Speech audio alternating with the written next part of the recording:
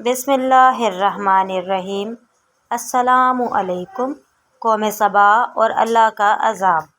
قوم سبا پر اللہ کے عذاب کا واقعہ۔ اہل سرسار کی ایک قوم جسے قوم سبا بھی کہا جاتا ہے، اللہ تعالیٰ کی بے شمار نعمتوں کے اندر زندگی گزار رہی تھی۔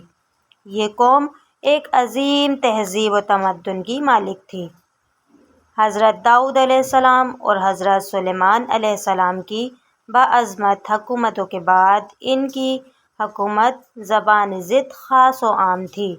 کہا جاتا ہے کہ یہ لوگ گندم کے مغز سے آٹا پیس کر روٹیاں پکاتے تھے، لیکن اس کے برعکس وہ اس قدر اسراف کرنے والے اور ناشکرے تھے کہ انہی روٹیوں کے ساتھ بچوں کا پخانہ صاف کرتے تھے۔ بعد ازاں ان آلودہ روٹیوں کو اکٹھا کرنے سے ایک پہاڑ بن گیا تھا۔ پھر ایک صالح شخص نے وہاں سے گزرتے ہوئے ایک عورت کو دیکھا جو روٹی کے ساتھ بچے کے پخانہ کے مقام کو صاف کر رہی تھی۔ اس شخص نے عورت سے کہا، تیرے اوپر افسوس، خدا سے ڈر، کہیں ایسا نہ ہو کہ خدا تیرے اوپر اپنا غضب ڈھائے اور تجھ سے اپنی نعمت چھین لے۔ اس عورت نے جواب میں مذاق اڑایا اور مغرورانہ انداز میں کہا، جاؤ جاؤ، گویا کہ مجھے بھوک سے ڈرا رہے ہو۔ جب تک سرسار جاری ہے مجھے بھوک سے کسی قسم کا کوئی خوف نہیں ہے۔ کوئی زیادہ عرصہ نہیں گزرا تھا کہ اللہ تعالیٰ نے ان لوگوں پر اپنا غضب ڈھایا۔ پانی جو کہ زندگی کی بنیاد ہے ان لوگوں سے چھین لیا، یہاں تک کہ قحط نازل ہوا۔ بات یہاں تک پہنچ گئی کہ ان کی ذخیرہ کی ہوئی تمام غذا ختم ہو گئی۔ آخر کار وہ مجبور ہو گئے کہ انہیں آلودہ روٹیوں پر ٹوٹ پڑے جو ان لوگوں نے اکٹھی کر کے پہاڑ کے مانند ڈھیر لگایا ہوا تھا، بلکہ وہاں سے روٹی لینے کے لیے صف لگتی تاکہ ہر کوئی وہاں سے اپنے حصے کی روٹی لے سکے۔ کفران نعمت، قحط اور ان کی بدحالی کے بارے میں متعدد روایات موجود ہیں۔ سورہ نحل کی آیت نمبر 112 اور 113 میں یوں ارشاد ہوتا ہے، اور اللہ نے اس بستی کی بھی مثال بیان کی ہے جو محفوظ اور مطمئن تھی۔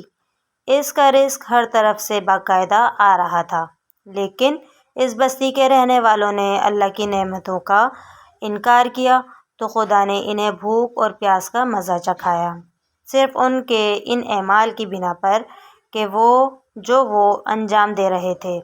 اور یقیناً ان کے پاس رسول آیا تو ان لوگوں نے ان کو جھٹلایا، تو پھر ان تک عذاب آن پہنچا کہ یہ سب ظلم کرنے والے تھے۔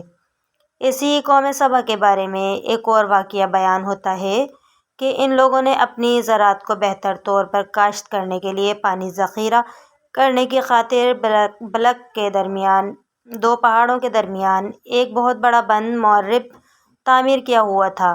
سوراخ اور دوسرے پہاڑوں سے گزرا ہوا پانی اس بند میں آ کر وافی مقدار میں جمع ہو جاتا تھا۔ قوم سبا نے اس پانی سے صحیح طور پر استفادہ کرتے ہوئے وسیع و عریض اور بہت سے خوبصورت باغات لگائے اور کھیتی باڑی کر کے رونق بخشی۔ ان باغات کے درختوں کی شاخیں اس قدر پھلوں سے لدی ہوئی تھیں کہ کہتے ہیں کہ اگر کوئی شخص سر پر ٹوکری رکھ کر ان کے نیچے سے گزرتا تو پھل خود بخود ٹوکری میں گرنا شروع ہو جاتے اور قلیل مدت میں ٹوکری تازہ پھلوں سے بھر جاتی۔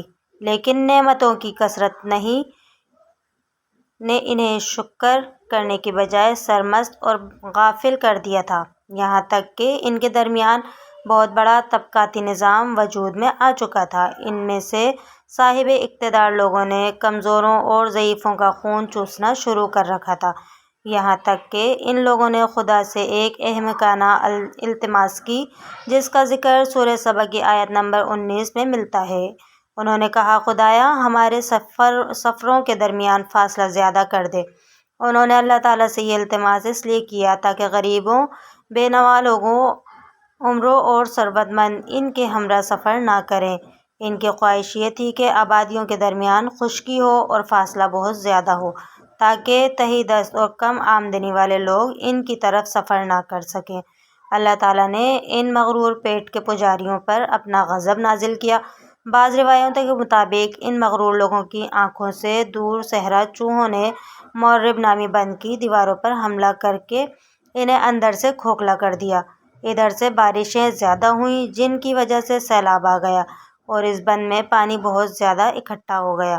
اچانک بند کی دیواریں ٹوٹیں، اس سے ایک بہت بڑا سیلاب آیا جس میں تمام دیہات، آبادیاں، مال مویشی، باغات، کھیتیاں، ان کے محل اور